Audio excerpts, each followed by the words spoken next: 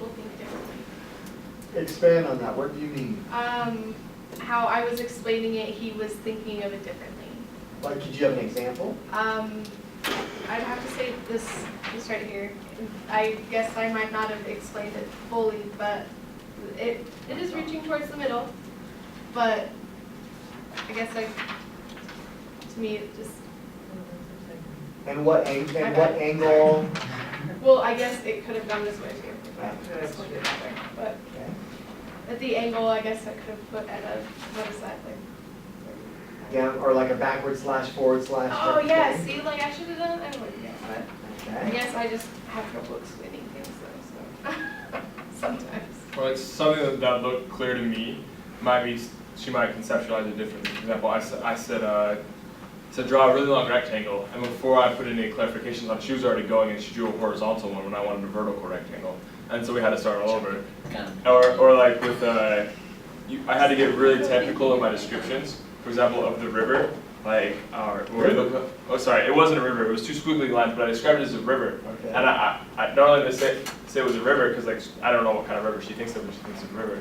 But then I had to like describe like it has like two hills and a valley, and the kind of like it's like squiggly.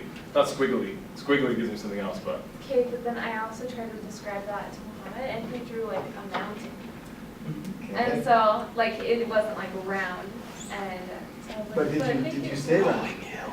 I Rolling think I hills. did. I don't know. Probably didn't. Because I was listening to you. I didn't hear that at least at first. And so notice the difference between people's reference points. I mean, someone may have grown up near the Colorado River, and then someone who may have grown up near the Provo River. And yet both are considered rivers. So our concept of river is maybe a little bit different. Or, I don't know, did either of you grow up near a river? Yeah, like not mountains. Okay, so mountains, do they look different than the mountains here? Okay, so all of our reference points are different. And so keeping that in mind is important in trying to communicate. So we have two females. Did we notice any potential gender differences? Not that there have to be, I was curious. Mm-hmm. Okay. Not necessarily. Okay. What other things did you observe in communication? It had to be as simple as possible. I think that's the big thing, right? They say rivers and stuff like that. They can be any rivers, but like you get down to squiggly lines, it's the most simplistic way you can do it. So you have no room for error. Did any of you? But Oh, go ahead. it goes back to the same viewpoint, like what is a squiggly line for one person versus a squiggly line to another person? You know, like you're here to make a squiggly line.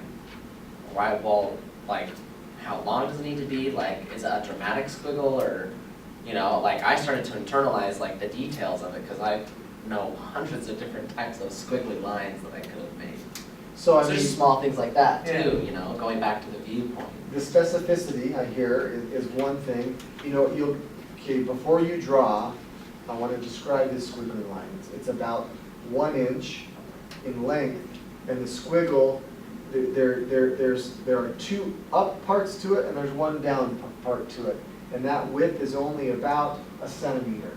You know, you'll go up a centimeter and you'll go down a centimeter. So technical.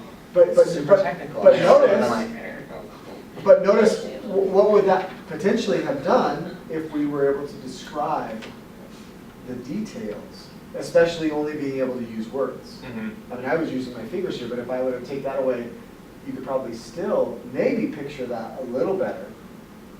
And yet we live in a world where we're communicating globally, and maybe not even face to face.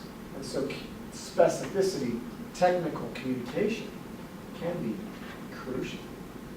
Another big thing is obviously language barrier, you know, because for me to describe to him, I think that there were probably some words that I used that I know that potentially he didn't know.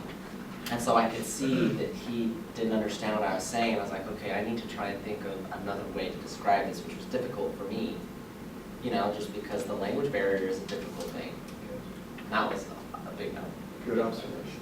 Good observation. Now let's hold up. So Kellen, let's put yours side by side with Bryce's and then Amber's. Let's put yours next to Satam's here and just show them real quick. And just go ahead and show them what the final product is. Okay. How much is missing from this one over here? So much, A lot, yeah. so much. Oh. There's two of these. Yep, my bad. Again,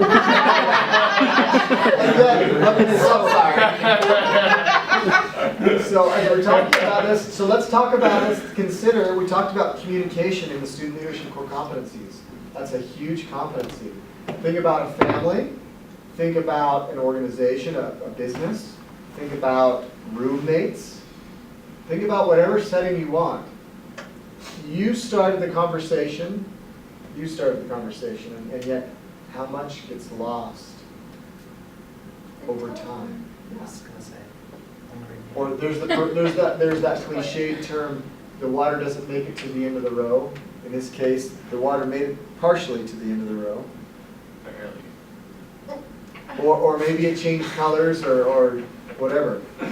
Okay, so what else can we take away from this exercise? What other principles or ideas about communication that you might be able to take away? Yes, David. We can't just assume that someone's gonna understand. So our assumptions are important. Yes. If we had more time, because we were getting it down, like, if I had more time to work with Haley, we could have made it look pretty similar. Like, we might have to do like a different edition or something like that, but it would look pretty good. So my point is communication, true communication takes time. Good point. Now, why do you think you would have gotten it with more time? For example, at the very beginning, she just started drawing, and I was like, oh, hold up. And then I'm just gonna read your mind. I think we were better at talking to each other. I was better at understanding how she worked, and she was understanding hopefully a little bit better how I worked as well. So here's a question. I want you to think about you as a listener. How many of you did what's called active listening, where you might have even rephrased back? So what you're saying is this, did much of that go on, and how much did that impact the accuracy?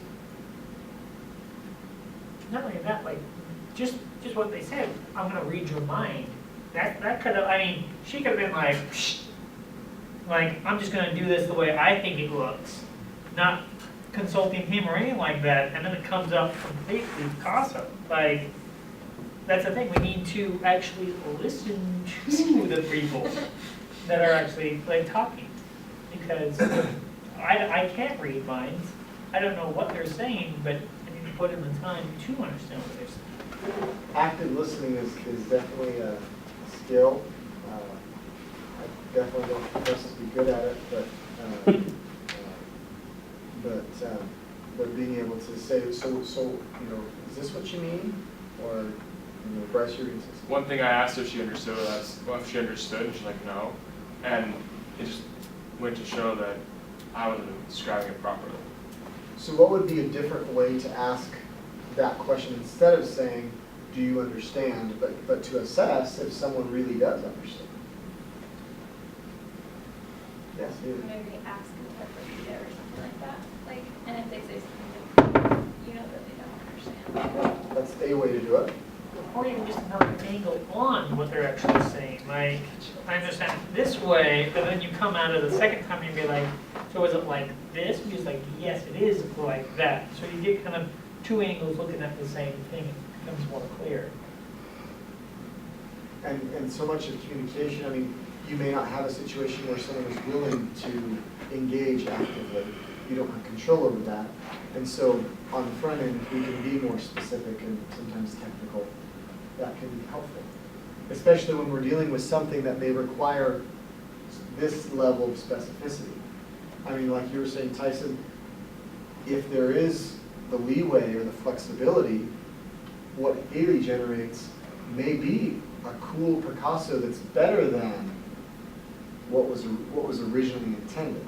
So depending on the setting, if the setting allows for that flexibility, great. But if you need something detailed and specific and with little room for error, then that's how our communication is.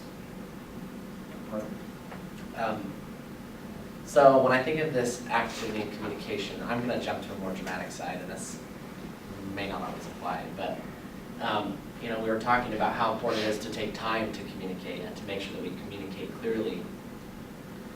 But an important skill to learn is how to communicate clearly and concise when you don't have a lot of time. So for example, when I close at the end of the day at Sundance and I'm riding down the mountain, we do what's called sweeps. We keep a radio with us and we make sure that everyone's off the mountain. And if I were to happen to come across a guest that's in serious pain and seriously injured, you know, I need to get someone up there as fast as I can. And I need to be able to communicate clearly where I am specifically on this trail and the injury that this guest has. And, you know, because I may not always be able to take my time to communicate. Another dumb example is, you know, in the movies, there's some guy who has to take apart a bomb who's never done it before in his life. He's got 20 seconds, and I mean, this will never happen, but it's just, you just never know what situation you're in. And the person on the other side of the phone is trying to communicate to this man, this is how you need to do it. But he can't see what this guy is looking at who's never taken apart this bomb before. And it's like, okay, what can I say to this guy? I only have 20 seconds, what can I say to him that he's gonna understand, you know, and be concise. And so it's just, there are times and situations, probably never with a bomb, but where you will have to find a way to be concise and clear without taking too much time, you know, whether it's in a job environment or in school. You just have to be able to find the balance to be able to communicate clearly. Good. Thank you. Bryce? Question. So in your work, did you guys already have like a vocabulary pre-set up, like a code? For example, he's at like Sector 8 on Mountain B, and he has an injury. We have trail names. It's like, That's it. You don't have any like codes or terminology. I know for like Walmart, that's like a code blue.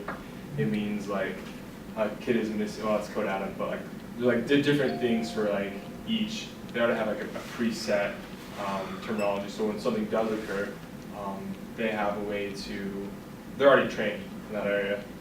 yeah, we don't have that. In a lot of places that I've worked, like we haven't had a detailed code system like that. And so it's, you know, on the mountain, it's just like the trail. But the thing